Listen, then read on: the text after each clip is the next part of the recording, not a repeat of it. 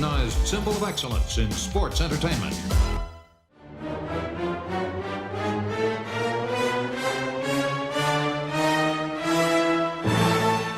La única explicación de por qué CM Punk salió el primero es para luego tener más tiempo para montar follón en backstage. Juan muchas veces abría el show pues, para llegar pronto, cenar pronto y quitarse de en medio tú y que no me pillen ni los atascos ni las tonterías. Mi sensación final es que no estuve en un... Fue un muy buen pay-per-view, pero no estuve en algo histórico ni grandioso. Buenas tardes. Qué alegría verte, maldita sea. Será para ti. Pero ¿por qué te lo llevas todo, como siempre, al mal comentario? Yo decía buenas tardes, que serán para ti porque allí es tarde, aquí es de noche ya. Aquí son buenas noches. Pero no me refería a ti, amigo. ya me imagino que no tengo esa suerte. Bueno, a ver, ¿por qué me habéis sacado de la cama para empezar a grabar un nuevo podcast cuando ya habíamos terminado? Nuestro contrato ya había terminado. Que además decías, Tony, tú una segunda temporada. ¿Pero qué segunda temporada si no llegamos a tener ni una? Si no llegamos a tener una primera, ¿no? Pero yo lo tengo claro. Lo primero, Frank, que no leíste la letra pequeña del contrato. Era de por vida. Y lo segundo, eso es como cuando Batman, cuando hacías el símbolo en el cielo, aparecía Batman. Pues aquí, cuando hacemos el símbolo, tenemos que aparecer. Y lo segundo, que debido al éxito de mi podcast en solitario, pues creo que queréis aprovecharos un poco de ese éxito. Hombre, evidentemente. A ver, tenemos poco tiempo. Organice. Estamos aquí porque vamos a intentar hacer una pequeña reflexión sobre el impacto que tiene la lucha libre en Europa, en concreto WWE y AEW, también sobre todo en Reino Unido, ¿no? Claro, yo supongo que todo esto viene de, bueno, voy a ir probando en un mercado que ya tenía su propio mundo, sus propios luchadores, su propia tradición, ¿no? Una tradición que siempre en mayor medida o con mayor o menor presencia, pero siempre ha estado, que nunca ha dejado de estar en la tradición británica en el mundo de la lucha, ¿no? En Inglaterra, las primeras referencias que hay de la lucha libre es en 1820 en Lancashire, pero no se habla de lucha libre, sino que se habla de boxeo que había introducido como unas proyecciones y unos golpes que no eran los típicos de boxeo. Todavía no se escuchaba que era wrestling, ni se hablaba del catch as catch can, que luego es en lo que derivó todo. Era el estilo Lancashire, que es donde nace la cuna del estilo de la lucha libre como tal. Entonces la tradición inglesa es la mayor que hay. Luego ya, como bien sabéis, esa tradición se va extendiendo por Europa y se extiende a través de los circos, que es donde se va presentando pues, los hombres fuertes y 1000 espectáculos. Ahora que has mencionado que en aquel momento todavía no estaba acuñado el término de wrestling, lucha libre, catch, como quieras llamarlo, ¿cuándo se empieza a conocer este deporte o este deporte de entretenimiento como wrestling? ¿Cuándo se acuña el término? Ya a partir de los 60, de 1800, ya empiezan a hablar de ese catch as catch can, que era pues traducido al castellano como agarra como puedas agarrarlo. Ya se empieza a hablar de ese estilo. La primera vez que llegó la WWF a Inglaterra fue en el año 89. Inglaterra siempre ha sido como la niña bonita de la WWF, pero recordamos que quizás Inglaterra es el primer mercado de lucha libre en Europa y el segundo sería Alemania. Hacías mención de la primera vez que fueron a Reino Unido fue en 1989. Entonces, os lo pregunto por desconocimiento. O sea, ahora sí sabría cuál puede ser uno de los motivos por los que no quieren ir a hacer un pay-per-view o una WrestleMania, como se lleva demandando desde hace 15, 20 años, y es una cuestión de la diferencia horaria, ¿no? ¿En aquella época era por razón de diferencias horarias o era más una cuestión de impacto a nivel de televisión, que no tenían la suficiente audiencia, a pesar de que esos años fueron gloriosos, imagino, fue la época dorada del wrestling? Pero ¿cuál creéis que era la razón para que tardaran tanto en entrar en el mercado europeo, en concreto en el inglés? También por comodidad, porque en Inglaterra no estaba toda esa infraestructura que necesitaba la WWF, pero yo creo que sobre todo sería la infraestructura. Ten en cuenta que si Vince McMahon ve dinero, no le importa las horas ni le importa nada. A él lo que le importa es un beneficio. Ni el país, evidentemente. Da igual los derechos humanos y da igual todo. Lo que no da igual es la pasta. Seguramente en aquella época, como no teníamos el acceso inmediato a las noticias de ahora, no habría ningún problema en si se grababa el show, porque no iba a haber noticias ni spoilers de lo que había sucedido y podía emitirse tranquilamente en Estados Unidos un día o dos después y que no...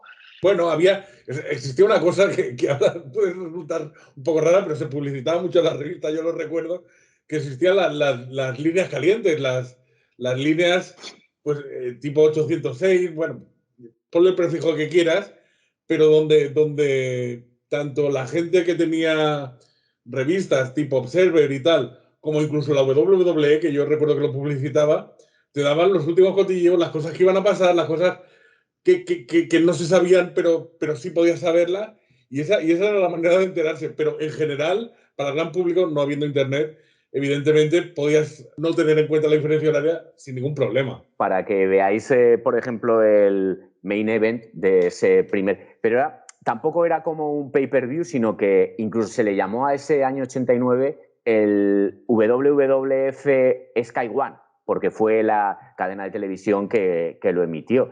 Y el main event era Hulk Hogan contra Randy Savage, nada más y nada menos, con el título en juego. Pero es evidente que parece que yo creo que es lógico, aparte de la tradición, que era un caldo de cultivo básico, el hecho de mantener el mismo idioma. A ver, que la lucha es un idioma universal, pero tener el mismo idioma te permite grabar un programa, grabar cosas que en el resto de Europa te pueden funcionar o no. Era el sitio perfecto para atreverse a, por ejemplo, hacer un SummerSlam 92.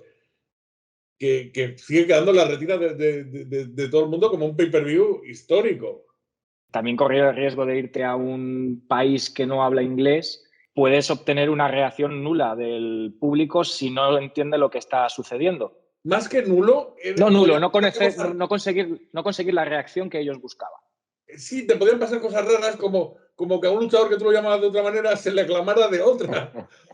Como aquí que cantaban Poliloco, y el Big Morman entendía que le aplaudían a él, que esos cánticos iban a por él, pero no sabía qué estaban diciendo. Al final, bueno, pues esas cosas culturales o que alguien que no funciona mucho en Estados Unidos o porque es heel, pues aquí, por lo que fuera, pues o Tito Santana, que bueno, que ya estaba en un momento no tan culmen como en su momento. Aquí en España pasó que pues debido a los comentaristas en ese momento que apostaban mucho por él, pues era un favorito del público. Entonces, esas cosas tan globales que hoy no pasan tanto, pues la televisión tenía otra influencia. Entonces, bueno, en otros países podía pasar cosas, ya te digo, un poquito especiales. En cambio, en el Reino Unido, al final, las transmisiones eran las mismas. O sea, no tienen unos comentaristas propios. Además, el público español, en el caso que vino, es un público muy caliente. Entonces, en San Jordi retumbaba. Es que parecía eso, bueno, el que estuvo allí, porque a otros los castigaron y no pudieron ir, pero los que estuvimos allí, eso retumbaba y... Bueno, en el 91 retumbó, de hecho, sí. ¿Qué pasó, Tony? ¿Qué pasó con ese castigo, Tony? ¿Qué pasó?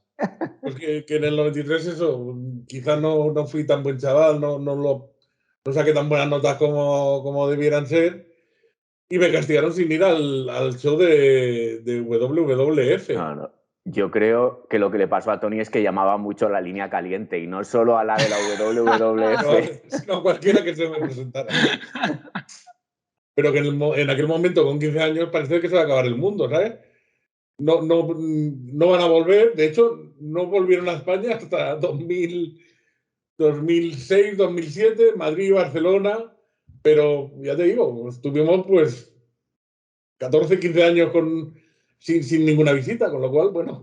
Aparte de las facilidades que tenemos para poder ver wrestling prácticamente de cualquier empresa, algo que no había hace 15, 16 años. No es tanto, no es tanto tiempo atrás. Es el tema de incluso la network. Es que ahora la network, ¿cuánto cuesta? €3,99. Y te permite tener todo el catálogo de pay-per-views. Vamos a contar para el que no lo conozca. lo que costaba, por ejemplo, una WrestleMania hace 10 años, comprar un pay-per-view en Estados Unidos de WrestleMania. Rondaban los 50, 70 dólares, ¿no? Sí. Los pay-per-views normales valían 49,95 y WrestleMania valía 59,95. Unos precios que aún hoy en día me siguen pareciendo excesivos. Eso era una barbaridad, pero se supone que era un precio familiar. No familiar de lo barato, sino porque lo veía todo el mundo. Entonces iban a tu casa, igual estabas toda tu familia y el vecino. A lo mejor reflexionar que los pay-per-views que se idearon, los pay-per-views solo exclusivos de Inglaterra, que estuvieron activos desde el año 98 hasta el 2002, si no recuerdo mal. 2003. Los Insurrection y los Rebellion. Sí. Pay-per-views normales, pay-per-views que se pagaban, pay-per-views que se emitían en el Reino Unido, en Europa, pero también en Estados Unidos, pero a la postre resultaban un poco interesantes porque no habían cambios relevantes. Al final, no se quería que en un mercado secundario o en un pay-per-view secundario cambiaron los cinturones de campeón mundial. Entonces, eran unos pay-per-views por lo que no se apostó al 100%. Entonces, el hecho de que desaparecieran, en cierta manera, creo que fue un acierto, porque no aportaban nada. Pero sí que desde 2003 hasta el 22 no hubo nada de pay-per-view en Inglaterra. ¿Podemos considerar el NXT TakeOver de Londres como un pay-per-view? El TakeOver London que se hizo en 2015. Bueno, aquí cuando se habla de los adultos. Entonces, no sé qué decirte. NXT no es ni Raw ni SmackDown. ¿Y se puede considerar pay-per-view? No, vamos a considerarlo como una apuesta que hicieron para posteriormente pues, apostar por la liga en Inglaterra de NXT y ya está. Bueno, aquí es donde ya vamos a empezar con los... Iba todo muy bien, estaba siendo tranquilo, agradable, después de un reencuentro de 3 años, porque yo no sé cuándo grabamos el último, puede ser que fuera en 2022 o 2021, no recuerdo. Pero aquí ya cuando se tocan cosas personales... Sí, ahora Tony... No, argumente usted, pero yo lo veo un poco como Luis. Argumente, señor. No, estoy de acuerdo con Luis que aunque luego los takeovers se hayan considerado pay-per-views porque fueron creciendo, pero en este caso este fue el primero que se hizo en Inglaterra, vale, no lo vamos a considerar así. Lo de que es menor, empezó siendo menor. Y creo que en 2015 y 2016 se ganó el derecho a estar no solamente a la altura de Raw y SmackDown, sino a estar por encima. O sea, ofrecer unos espectáculos de mayor calidad y algo totalmente diferente y fresco en relación al producto que en teoría deberíamos considerar como principal. Lo que pasa que sí es cierto que siempre se le ha tratado y se ha visto como una liga menor. Eso es cierto. O sea, pero bajo mi punto de vista como espectador, gracias a NXT he disfrutado mucho de una época que era horripilante de WWE, horripilante. Sí, pero una cosa es hablar desde el punto de vista de un espectador y otra cosa es hablar desde el punto de vista de negocio. Sí. Y aquí lo que mueve los hilos es el negocio. Y aquí lo que mueve los hilos son los ratings de audiencia, son las asistencias y son las compras. Y la NXT muchas veces yo he llegado a pensar que se ha hecho para contentar a los fans y para darle a un indigente como Shawn Michaels un trabajo en los últimos tiempos. Antes de la pandemia y ahora, para mí no tiene ni punto de comparación con aquella época tan espléndida del 2015, 2016, 2017, que sigo pensando que ensombrecía a cualquiera del roster principal. Hombre, se llegó a hacer un amago de gira por el Reino Unido, se hicieron una fecha y no acabó de funcionar. Hablo amago de gira de shows en televisión. Entonces, todo eso hizo que quizá que se cortara este tema. Y luego, también estoy de acuerdo con tu reflexión, Fran. ¿Volvemos a retomar el show de Wembley, el primero que se hizo? Sí. Para mí es un show de los que, a ver, se han celebrado como, si no me equivoco, 30 y tantas ediciones de SummerSlam. La que se celebró en Wembley fue mágica. Fue mágica porque, porque era un escenario diferente, una luz diferente, un país diferente. De alguna manera, el main event se cambió para que fuera La verdad es que también era un... Si miras combate por combate, habían combates realmente muy buenos, ¿eh? O sea, estando Randy Savage, estando Ric Flair, estando Bret Hart, estando Davey Boy Smith, estando, bueno, toda la gente que había en aquella época, la verdad es que era una cartelera muy competente. Pero además, se apostó por poner el combate por el cinturón intercontinental entre Bret Hart y el British Bulldog con una historia muy bien contada. Empiezas a recordar de los SummerSlam y yo está entre mis 2-3 SummerSlam favoritos de toda la historia. Y lo que hablamos de la importancia de las retransmisiones y de la retransmisión en inglés o no, aquí nosotros lo pudimos ver a través de Telecinco y, por ejemplo, nuestros amigos comentaristas dijeron que la mujer que salió era la mujer de Bret Hart, porque se abrazó con Bret Hart y no era la mujer de Bret Hart. Ese era el nivel, ese era el nivel. Y luego también cuando salió Ric Flair a atacar a Randy Savage y luego también al Ultimate Warrior, evidentemente fue por una cuenta atrás, no cambió el título de manos, pero como dijo Steel, pues nuestro amigo José Luis Ibáñez, un saludo para José Luis Ibáñez desde aquí, que hace mucho que no le saludo, pues dijo que Steel era robar y que le había robado el título. Y en la revista Estrellas de la Lucha Libre salía como campeón del mundo en portada el Ultimate Warrior, porque le había quitado en Wembley el título. Por eso la importancia de los comentaristas, de las historias, y aquí las historias eran las historias que ellos inventaban, no las historias que contaba la WWF como vehículo para llegar pues al desenlace del combate en sí. Me quiere sonar, o a lo mejor me lo estoy inventando, pero ese pay-per-view lo dieron en varias sesiones en España o lo dieron seguido. Yo juraría que era en cachos, ¿no? Que lo dieron por varios. En cachos, sí. Se emitía, no, pero nunca. Sí duraba media hora y se emitía pues en tantos slots como duraba. O sea, si duraba 2 horas, pues en 4 programas de media hora o de 40 minutos. Exacto. Se echaba sábado domingo y la semana siguiente lo que restaba. Y había veces que por lo que sea pues cortaban un trozo de combate porque no les daba de sí el tiempo y ya está, tampoco pasaba nada. Y vamos a hablar un poco del impacto real que tuvo el pay-per-view del SummerSlam en Wembley. O sea, a nivel de asistencia, aunque bueno, creo que la asistencia siempre, como suele pasar en el mundo de la lucha libre y sobre todo con Vince, suelen trampear un poco con los datos de asistencia, ¿no? Entonces, claro, es que a quién crees, porque, por ejemplo, se ha anunciado que el All-In es el mayor evento pagado en un estadio de lucha. Durante mucho tiempo, oficiosamente porque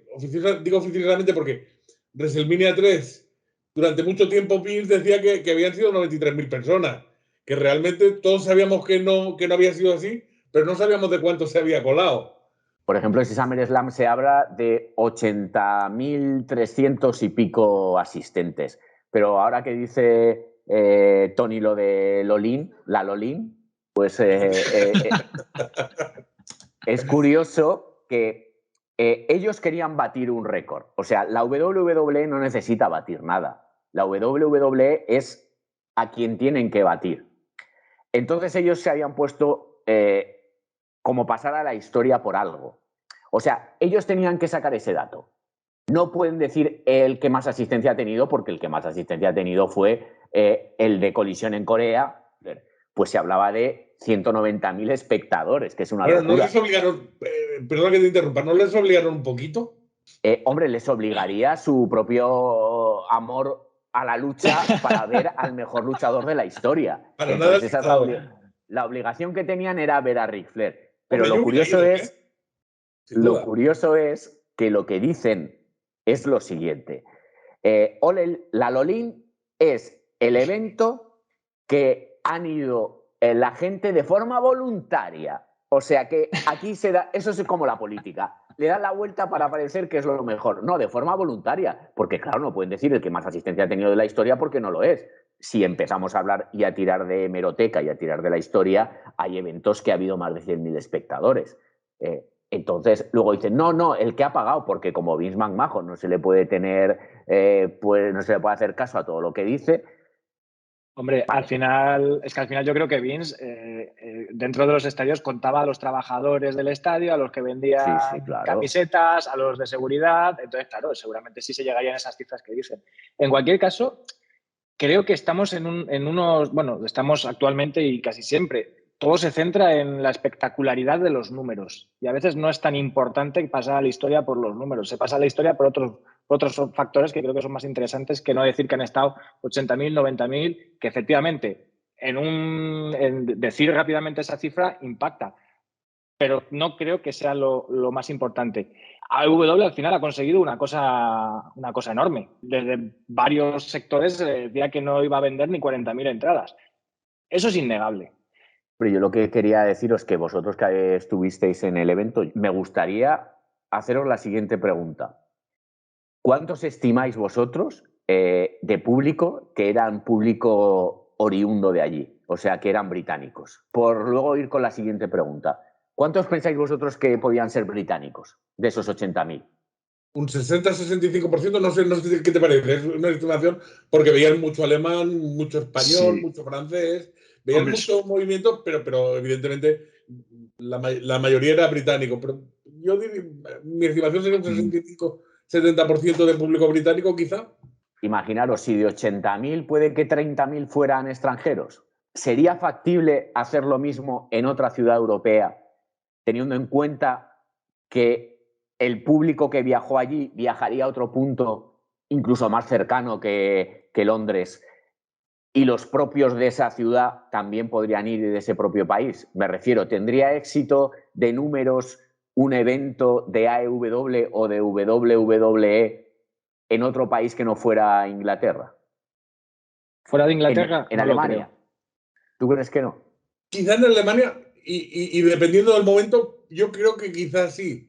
O sea, si hubiéramos venido un tiempo de no hacer mucho tiempo, que hubiera, o sea, que hubiera habido un espacio sin lucha en Europa, quizás sí se da el caso. Porque esto es una predicción que hago yo y no sé hasta qué punto será real. Al parecer, All In ha sido un éxito, All In 2023 ha sido un éxito de público y ventas, y etcétera. Pero yo creo que influye mucho el hecho de la ciudad, la primera vez, la sensación de un evento histórico que no te puedes perder. Como estamos hablando del All-In, si queréis también vamos a mencionar que fue antes que el de AEW, el Money in the Bank. Bueno, y yo incluso mencionaría también que no hace tanto se celebró el Clash in the Castle, pero de alguna manera, quizá por la ciudad, quizá por la cartelera, quizá por los resultados, quizá por el planteamiento, se quedó a medias de todo. La impresión que yo me llevo de ese pay-per-view. Es que creo que uno de los principales problemas independientemente de la cartelera, que eso ya es cuestión de gustos, pero creo que el principal problema de ese pay-per-view fue en los excesivos precios que tenían las entradas. Seguramente fue el pay-per-view con las entradas más caras de los últimos años, si no de la historia. ¿Cuánto pagasteis vosotros por el de la AEW? Estábamos sentados en ringside, en el bloque central, pero no en el primer bloque, no en las primeras 10 filas, sino en un segundo. Y nosotros pagamos 276 libras. Es bastante dinero, pero comparado con los precios de WWE es barato, porque WWE en ese tipo de asientos te puede cobrar más del doble de lo que estás pagando en este pay-per-view de AEW. Tenemos un ejemplo muy claro. La última WrestleMania que estuvimos, en la 35, tuvimos una entrada de ringside. Creo que estábamos en una fila 14, 15, 16, pegados a la rampa. Esa entrada en su momento, ¿cuánto nos costó, Tony? ¿$400? ¿350, 400? Algo más, porque siempre están los gastos de gestión, pero rondaba eso. Sí. Nosotros en aquel momento fuimos conscientes de que jamás íbamos a estar en una WrestleMania en un sitio parecido. Ya en aquella época. Hoy, la WrestleMania 40, han salido las entradas y me he metido, todos los años lo miro para ver cómo van variando los precios y para saber si en algún momento voy a volver a poder permitirme volver a una WrestleMania. Además, en estos tiempos con el desacierto para el espectador de hacerlo en 2 noches, creo que la cosa se complica porque se duplica todo. Pero bueno, en los asientos donde nosotros estuvimos sentados, ahora mismo, esa entrada de 350 a $400, no recuerdo, digamos 400, cuesta 1.500. Por noche, estamos de acuerdo. Por noche, una noche. Por eso me refiero que AEW supongo que también irá aumentando los precios con el paso de los años. Tengo mucha curiosidad por ver el año que viene, cuando repitan en Wembley, si van a mantener, que es evidente que no, porque es un negocio y los precios suben y es normal. Pero que en relación a WWE hoy en día es más asequible el tener un buen sitio con AEW que con WWE. Pagar 1.500 euros cada noche es una auténtica locura y está al alcance de muy pocos. ¿Que lo puedes pagar? Claro que lo puedes pagar, pero tienes que hacer un sacrificio muy grande. Es que estamos hablando antes que podías viajar a WrestleMania, incluyendo los 6-7 días que te quedarás en Nueva York, en el país o en la ciudad que fuera, con el Access, con el Hall of Fame, con algún otro show indie que quisieras ir, Ring of Honor, lo que fuera. Todo te podía salir más o menos a unos 2.500 euros. Es muchísimo dinero. Ahora es inviable. Es que ahora mínimo te dejas 5.000, 6.000 tirando por lo poco para ir. Vamos, pues eso, para no te vas a recorrer medio mundo, no te vas a recorrer medio mundo para ir al gallinero en Texas. Porque no, en mi cabeza no tiene sentido. Hay quien sí puede entenderlo, pero no vas a dejarte un dineral en vuelos, hoteles y tal, y luego estar en el gallinero. Es que eso es un tema complicado, Tony. Es un tema complicado porque si ahora estamos en un momento en el que no se puede viajar y tener unas buenas entradas por esto, entonces las personas, o sea, habrá muchas personas que digan, oye, yo por lo menos quiero decir que he estado allí. Y puedo entender, yo es verdad que ya no lo haría, o sea, yo no haría eso. Pero sí entiendo que alguien que a lo mejor no ha podido disfrutarlo porque era muy joven o porque se ha aficionado ahora o lo que sea, entiendo que pueda decir, oye, pues mira, me da igual que aunque no vea nada, pero yo quiero vivir la experiencia de estar. Porque otra cosa que siempre he creído que es muy importante, ya no es tanto el show, sino es el ambiente de los días, de estar allí, el ambiente antes de entrar al show que te encuentras, ahí es donde pasan también siempre anécdotas, la reacción de la gente a los cánticos. Creo que eso también mola vivirlo, aunque estés sentado en la última fila. Pero claro, los precios que tienen ahora hacen que sea muy difícil el poder estar en un sitio cercano. Sí, no, estoy de acuerdo. Viéndolo así, la verdad que tu reflexión también tiene todo el sentido del mundo. Vale, pues entonces estábamos hablando de los récords que han asentado, o sea, que se ha asentado con el show de All In, que Tony Khan, los datos que han dado. Vamos a hablar un poco también del pay-per-view del Money in the Bank que estuvo en Londres un mes y pico antes, que también marcó récords. Creo recordar, por lo que habíamos visto hace poco, que habían hecho unos beneficios de 5,2 millones. ¿Y cuál era el récord que dijo Triple H en la rueda de prensa acerca de este pay-per-view? El de rendimiento bruto en taquilla, ¿no? Sí, pero eso también hay que cogerlo con pinzas porque si la asistencia no llegó a 20.000, si contamos las entradas, ya no cuadra que sea el que más rendimiento haya tenido. Pero querido, la inflación no tiene mucho que ver. La inflación... No, pero claro, es decir, mira, hacemos el evento en un estadio de 10.000 personas, pero vamos a poner los tickets a 1.500 euros el más barato y los siguientes a 4.000, a 6.000 euros, entonces el rendimiento es mucho más alto, aunque la asistencia sea menor. Las entradas quizás sean un poco más accesibles porque teníamos la suerte de que lo vendían en combo. Nosotros pagamos por SmackDown y por Money in the Bank 500 y algo. Algo más, 560, 570, más o menos con gastos. Ya convertido, ¿no? En euros. Correcto. ¿Qué dices? Es una barbaridad. Luego, son 2 shows. Era SmackDown y un pay-per-view. Y estamos hablando de que asistir ahora mismo a un pay-per-view, lo mismo de antes, es carísimo. De todas maneras, es curioso ver por qué modelo han apostado cada una de las dos empresas, ¿no? WWE podría haber llenado Wembley. Probablemente sí, si presenta un estadio a la altura y una cartelera a la altura, o no lo sabemos. ¿Tú crees que habría llenado Wembley? A lo mejor si se llama WrestleMania sí y si no se llama WrestleMania no. Podría Vale, ser. efectivamente. Si se hubiera llamado WrestleMania, lo habría llenado. Siendo Money in the Bank, dudo que lo hubiera llenado. ¿Que lo llenaría o no? Si se lo proponen, lo llenan. Y cuando les dé la gana, baten el récord. Verdadero o no, lo batirán. Y ya está. Si hace falta, comprar a Vince las entradas. Sí, pero yo creo que es lo que dice Tony. Si es WrestleMania, se va a vender por una razón, por la misma que se ha vendido a AEW. Sería la primera vez que se hace una WrestleMania. A AEW le ha ido también porque la gente está deseosa de ver algo nuevo que no ha venido nunca a Europa. Es la primera vez, es el primer impacto que iban a tener aquí. En cualquier caso, vamos a empezar vosotros y luego termino también dando mi opinión sobre si creéis que este show... Es que el problema son las expectativas con las que han ido construyendo durante meses, con que iba a ser el show más importante, grande, no solamente del año, sino casi de la historia. ¿Qué creéis vosotros? ¿Quién quiere empezar? ¿Habéis leído o escuchado las últimas declaraciones de Eric Bischoff sobre esto? Lo que ha dicho. Sí, pero no estaría de más que no las refrescara. Sí. Pues que el show de la AEW ha sido un show independiente con esteroides. Esas son las palabras literales que ha dicho.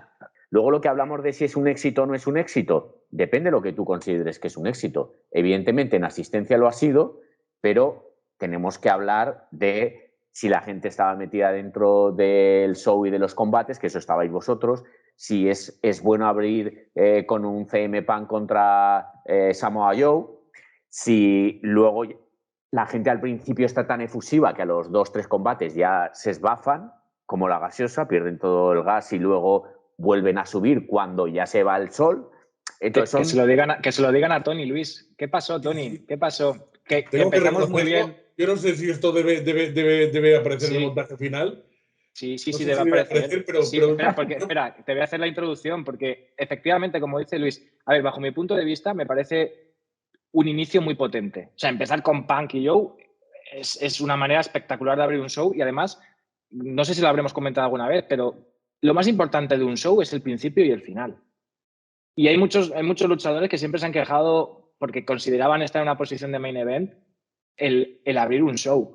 Y yo creo que es digno y es de estar muy orgulloso abrir el show, porque es lo primero que vas a ver. Es como el termómetro de lo que va a suceder. Y tienes, hay gente que no ha llegado todavía en el primer combate.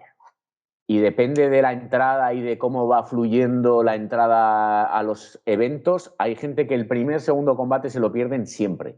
Entonces eso también va un poco en detrimento del propio espectáculo porque tienes que calentarlo con otras cosas. La única explicación de por qué CM Punk salió el primero es para luego tener más tiempo para montar follón en backstage a lo largo del resto del evento. Correcto. U otro ejemplo que tenemos también en la WrestleMania 35, que también fue sorprendente que show se abriera con el título universal universal o el de WWE, mejor dicho, el de WWE, entre Rollins y Lesnar, que también se dijo, que no sé si era cierto o no, que fue para que Lesnar pudiera coger el jet privado cuanto antes y largarse para casa. De hecho es como pequeño inciso, es conocido que muchas veces Hulk Hogan, se decía que Hulk Hogan abría los shows en los 80 y a principios de los 90 para poder ir a cenar rápido, para acabar de los primeros, poder ir a cenar rápido, ¿sabes? Todo lo contrario a Flair. ¿Perdona? Todo lo contrario a Flair, porque Flair cuanto más tarde acabe y más tarde cene y más tarde monte la juerga, mejor. Es que son dos visiones de la vida. Pero sí, Hulk Hogan, pues eso, muchas veces abría el show, pues eso, para llegar pronto, cenar pronto y quitarse de en medio de todo y que no me pillen ni los atascos ni las tonterías. Y la verdad que Flair tenía otra visión de la vida. Pero es curioso eso, porque no sé si antiguamente, desde luego en la época más moderna sí, que es como una falta de respeto. Ha habido problemas, incluso conflictos de luchadores que han abandonado, una vez que han hecho su combate, han abandonado y se han largado. Y eso está mal visto.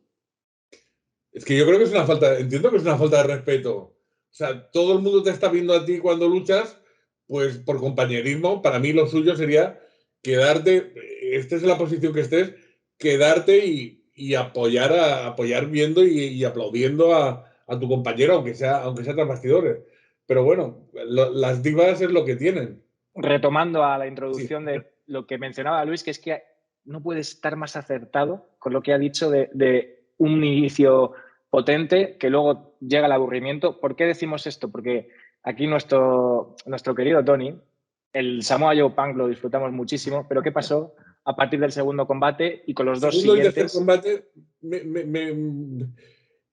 me resultaron un poquito largos, me resultaron un poquito aburridos hasta el punto de que me eché una cabezadilla en cada uno de los dos combates. Se perdió los dos combates enteros.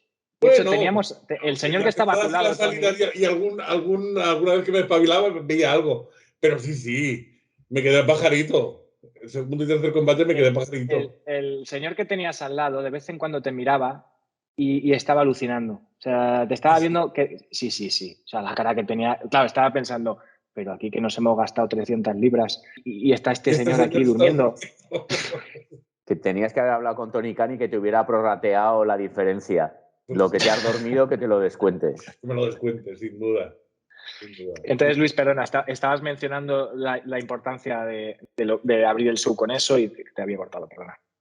No, es que luego no solamente la importancia de eso, sino la importancia de construir una cartelera ecuánime y aparte una cartelera bien pensada para evitar que Tony se duerma. Me refiero no solamente a Tony, sino en lo general, pues que la gente se levante, que vaya al bar, que todo tiene su proceso y tiene su tiempo, y entonces eso significa que algo no hicieron bien. Y aquí vamos a lo de que si fue un éxito o no. Teniendo en cuenta eso, pues esto sería un punto negativo. E incluso detalles que suman mucho a algunos de los factores que decías. Por ejemplo, una cosa que WWE lleva haciendo años muy bien y que entiendo que AEW debería copiar es la visibilidad desde todo el estadio. ¿A qué me refiero? En grandes estadios se montan rampas grandes para que la gente vea al luchador salir, al luchador entrar, al luchador interactuar. Esto no ocurrió, estaban montadas las entradas en plano, de tal manera que desde muchas posiciones no se veían las entradas de los luchadores. ¿Qué pasa? Que eso les resta. Si te estás perdiendo una parte del show...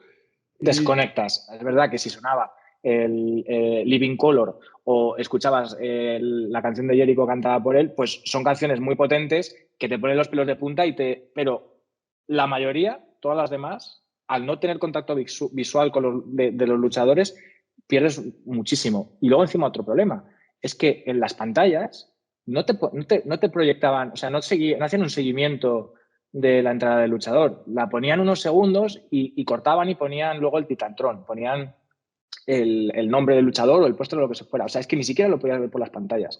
Y eso es un punto en contra, desde luego. Si una parte no conecta, eso se notará en la reacción del estadio. Entonces, para mí es básico, es importante.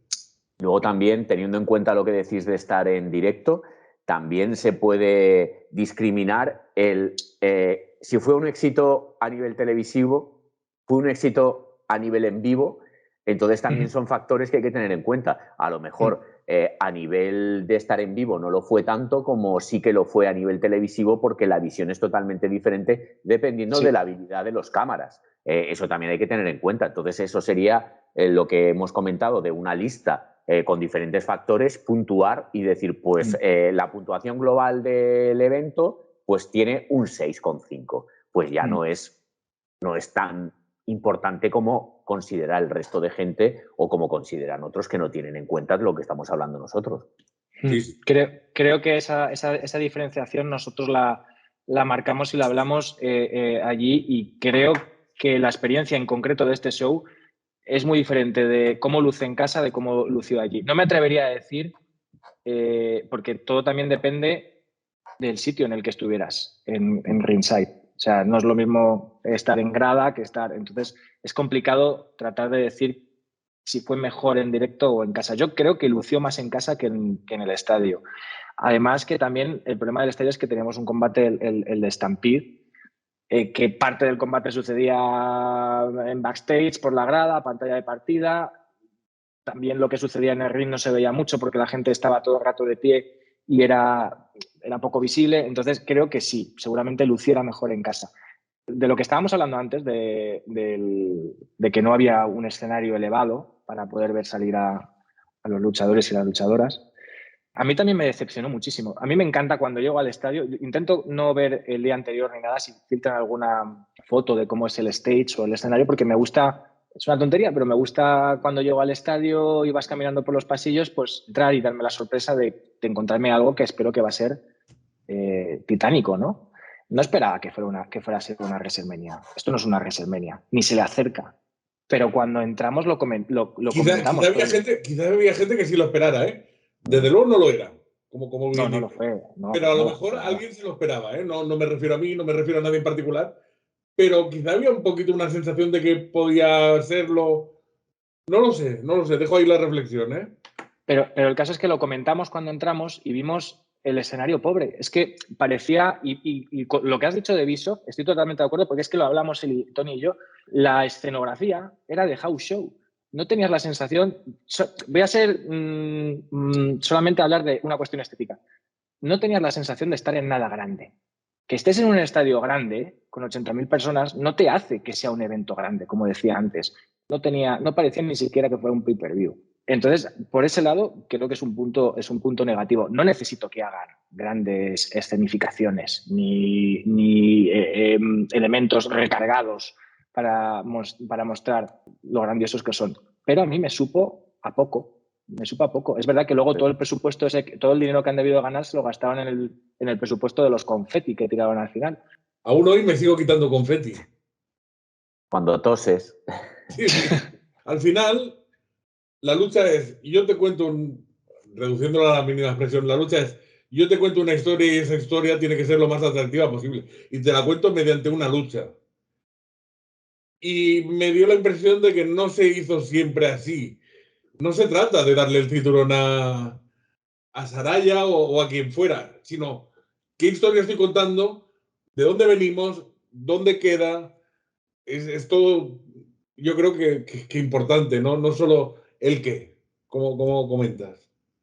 Es que creo que aquí también hay otro problema y es las storylines, que creo que han brillado por su ausencia. En los programas semanales de AEW no ha habido, a excepción de la de Adam Cole y MJF, prácticamente no ha habido nada y casi hasta las 2 últimas semanas no se conocía ni la mitad de la cartelera. O sea, no ha habido una creación ni desarrollo de storylines. Entonces, eso es un problema que me parece importante. Luego, otra cosa que me sucede con AEW, y creo que esta cartelera lo sufría, es que no hay combates individuales. Todos son combates de tríos, de parejas, de stables, AEW es un caos. Es que hay muchísima gente, hay demasiada gente. Nuestros combates favoritos fueron los que pondríamos como los mejores, fueron los individuales. Y lo que tú mencionabas, Luis, de Jericho, qué grata sorpresa. Qué maravilloso Jericho. Qué ágil estaba. No se le ve, o sea, no parece que tiene la edad que tiene y creo que está en un momento excepcional. A lo mejor hace un par de años estaba un pelín más, pero se le veía ágil, rápido, fluido. Pero porque Jericho también necesita algo para motivarse. Y Will Ospreay es, no sé si decirte el mejor luchador actualmente en el mundo, pero sí de los 5 mejores. Hay veces que Jericho necesitaba esa motivación que no tenía, pues porque hay momentos en tu carrera que es todo, vas ya por inercia y no tienes como un objetivo claro, no tienes un buen rival. ¿No? Va a ser una carrera tan larga que mantener la motivación siempre alta no es fácil, desde luego. Si no te ponen en el plato algo sugerente, no te lo vas a comer. Puedes comer por subsistencia, por no morirte, pero disfrutar de la comida es otra cosa. Y yo creo que en esta lucha Jericho disfrutó de la comida. El Punk Joe, el Adam Cole, MJF y el Jericho Ospreay fueron, para mí, y supongo que para Tony también, porque ya lo hablamos, lo mejor de toda la noche y además a un nivel muy alto. O sea, un nivel muy alto. Y el MJF, Adam Cole, eso es la manera, o sea, eso es lo que es el wrestling. Qué manera de narrar dentro del ring una historia. Eso es la esencia. Ha habido un combate muy interesante, entretenido, y te han contado una historia, que es al final de lo que se trata. Otro inconveniente, vuelvo a decir lo mismo, estos son cosas muy, muy subjetivas que a lo mejor a otras personas no afectan. Voy a hablaros de las músicas. Creo que lo único, o sea, un elemento, bueno, el único no, uno de los elementos diferenciadores de WWE respecto a otras compañías ha sido la composición musical. Ya sabemos lo importante que es que cuando suene 2 acordes o un acorde, tú inmediatamente sepas quién va a entrar. Porque eso no solamente cuando sabes que va a entrar ese luchador, sino cuando te quieren generar una sorpresa, que reconoces sus acordes, pues eso funciona. Ni TNA, ni WCW, y mucho menos AEW, tiene temas carismáticos. Para mí suenan todo como las mismas músicas. Es verdad que a lo mejor el de MJF, el de Adam Cole, algunos se salva, son muy fuertes. Bueno, el de Jericho, pero claro, pero no es ni siquiera de AEW, que es, es suyo. Pero a mí eso también es un punto que hace que en el show, y sobre todo, hay que pensar una cosa, estos shows también tienen que ser pensados para gente o para personas que no los siguen habitualmente. Es decir, tú tienes que tener la posibilidad de que si vas a este show te enteres de lo que está pasando. Que te lo cuenten y te lo expliquen para que puedas entrar.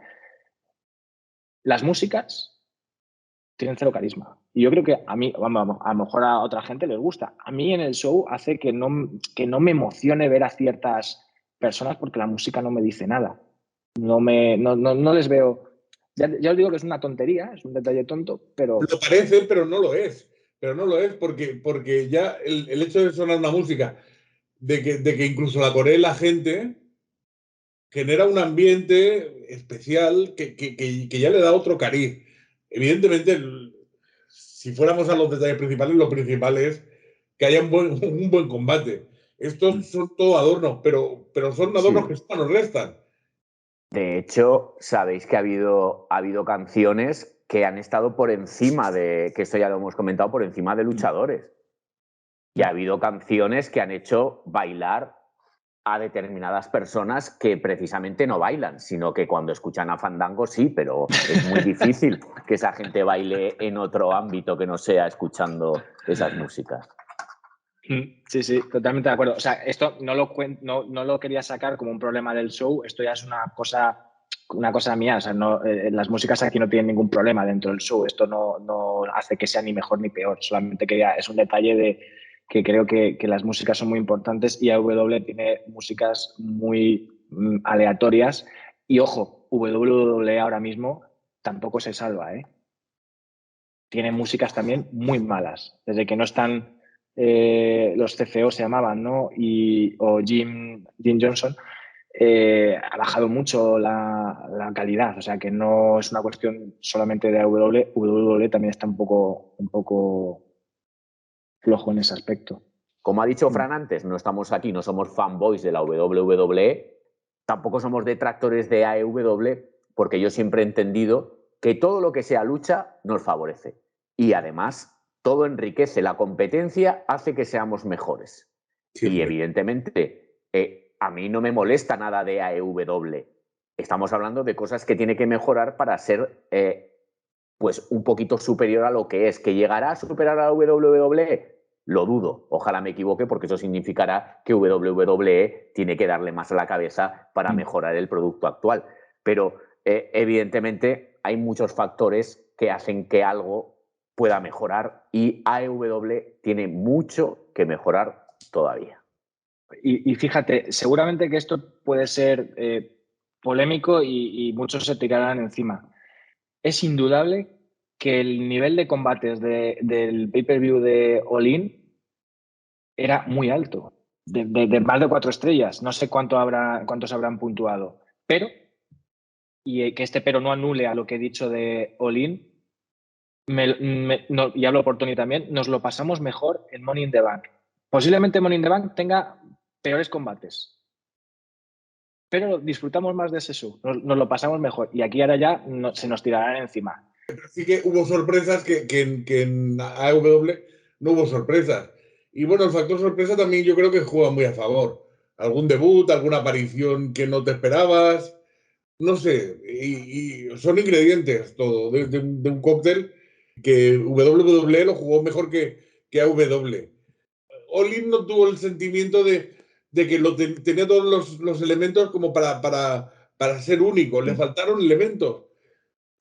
Claro, y es de que alguna manera Money in the Bank sí los tenía. No ahí sé. has dado en el kit de la cuestión por lo siguiente. ¿Qué va a ofrecer el año que viene Tony Khan para superar y para crear una expectación para que venda más entradas? Porque tiene que vender más entradas. O las Entonces, mismas, por lo menos, en el peor de los sí, casos. no, pero aunque vendiera 60.000 es un éxito, pero me refiero, ¿qué va a hacer que la gente pague lo que vale ese evento, que la gente se desplace? Pero Luis, a lo mejor nosotros, es que no lo sé, yo estoy ahora muy desconectado, como acabamos de llegar de viaje y no hemos leído nada, y da igual, porque al final lo que leas tampoco significa el reflejo de la realidad, pero os pregunto, nuestra sensación es de no haber estado en nada mágico ni único. Esa ha sido nuestra sensación, y no lo decimos con ningún tipo de prepotencia, ni de chulería, ni de nada, ni de querer joder a W. Todo lo contrario, ojalá hubiera sido el show más grande de la historia, ojalá lo hubiera sido. Yo iba con esa disposición de ir a algo único y que le pudiera contar a mis nietos. Pero no ha sido el caso. Entonces, a mí me no gustaría saber la percepción real de la gente, porque si sabemos la percepción real de la gente, podremos estimar si el año que viene les va a ir bien las ventas o no. Y eso es lo que a mí me gustaría saber. Yo no sé qué percepción ha habido fuera del Pero yo te diría show. otra cosa también, que la percepción que tiene la gente no se traduce en viajar o en ir a eventos, porque mucha gente opina y no se ha gastado un euro en su vida en nada relacionado con la lucha libre. Para resumir, como hemos comentado, ¿por qué no creemos que haya sido un show histórico?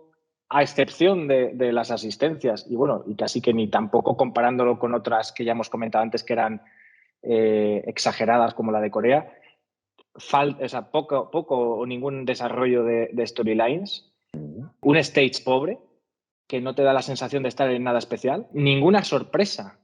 No necesitas el debut de Edge como se venía rumoreando, sí, porque Edge ha dejado WWE, va a debutar en... No necesitas un Edge, pero sí intentar buscar algo original. No ha habido ningún giro de guión.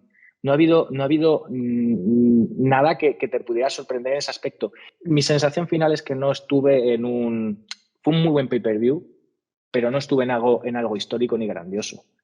¿Pagaste más de lo que deberías o no? Buena pregunta. A ver, sí pagaría lo que pagué. Sí pagaría por lo que pagué, porque al final el nivel fue alto. O sea, y simplemente por el esfuerzo de cualquier luchadora a subirse al ring y hacer lo que hacen, creo que merece la pena. Sí, pero ojo, Fran, eso es diferente, ¿eh? Una cosa es el esfuerzo del luchador y otra cosa es la habilidad del promotor para venderte algo atractivo. Vale, eso es diferente. Mira, ¿que los luchadores dentro del ring se ganaron esos 400 euros que pagaste? Sí. ¿Se merece Tony Khan que tú pagaras 400 euros por la entrada que te vendió? El nivel luchístico por parte de todos los talentos, sin ninguna duda. Bueno, por supuesto, un nivel altísimo. A nivel general, todo de contenido, y lo siento, es que tenemos que hablar de todo el conjunto de lo que se ve, no solamente de lo que sucede dentro del ring, todo. Para mí no. ¿Que me arrepiento de haber ido? Me lo paso bien en cualquier show. En un show indie con 50 personas o en uno con 81.000. No es una cuestión de tamaño ni de empresa, ni de nombre. Pero yo lo siento, hablo de mi sensación y yo salí pues sin esa sensación de haber estado en algo mágico. Y volvemos quizá a algo de siempre, es la expectativa contra la realidad. A lo mejor se nos había vendido algo, una expectativa superior a la realidad que se nos iba a vender, y por eso a lo mejor no te deja tan satisfecho como si hubieras tenido mucha menos expectativa. Pero Tony, el espectador de lucha libre es el espectador que más películas tiene en la cabeza. Desde luego. El seguidor de lucha libre es el seguidor que más espera de todo. Espera que vuelvan luchadores que sabes que no van a volver nunca. Esperas que es campeón tal persona que no lo va a ser. Bueno, no iba a suceder. Pero es que la lucha libre tiene esa magia de que en teoría sí puede pasar todo. La lucha libre tiene esa magia y quizás de eso peca el espectador de la lucha libre, que se ha hecho todas las historias posibles en la cabeza. Pero es que eso es lo más seductor, que todo esto se alimenta de todo lo que tú te imaginas en la cabeza que puede suceder. Y esos momentos antes de que sucedan, todo ese tiempo que pasa hasta que tú llegas al evento y lo ves, es casi más atractivo y bonito que el evento en sí, una vez que ya ha pasado. ¿En qué otro deporte ese soñar? Hay deportistas que hayan ejercido en 7 décadas distintas? Pues solo eso pasa en la lucha libre. O sea, luchadores que hayan luchado con 20, con 30, con 40, con 50, con 60 y con 70 y con 80 años. La lucha libre es ese mundo mágico donde casi todo puede pasar. Pero Luis, que no pasa. Pero muchas veces no pasa. Y Luis, tú como desde casa, ¿qué opinión te merece a ti lo que viste? A mí la opinión que me merece es que fue un evento que quiso y no fue. No se le puede restar ningún mérito a Tony Khan ni la AEW por el impacto que ha tenido a nivel mundial el que llegue a los números que llegue en un país extranjero, que haya movilizado a casi toda Europa a poder ver en vivo ese evento, pero que hay cosas que carece todavía la AEW. Evidentemente, la calidad de lucha, desde mi punto de vista, es superior a la WWE en muchas ocasiones.